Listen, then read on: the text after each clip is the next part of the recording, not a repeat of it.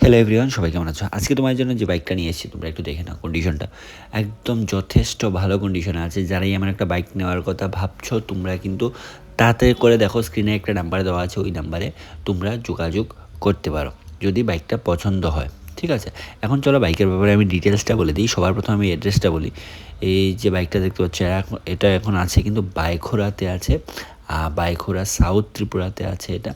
তাই তাড়াতাড়ি করে স্ক্রিনে দেওয়া নাম্বারে যোগাযোগ করো যাদেরই এমন একটা বাইক নেওয়ার ইচ্ছে। এখন আমি বলে দিই যে 2022-এর কিন্তু বাইকটা। তোমরা একটু কন্ডিশনটা দেখো ভালো করে। আবারও বলবো, যাদেরই পছন্দ হচ্ছে বাইকটা স্ক্রিনে দেওয়া নাম্বারে যোগাযোগ করো আর বাইকটা বুক করে নাও।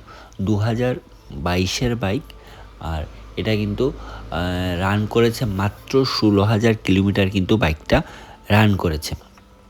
ঠিক আছে, এখন আমি বাইকটার প্রাইজে আসছি।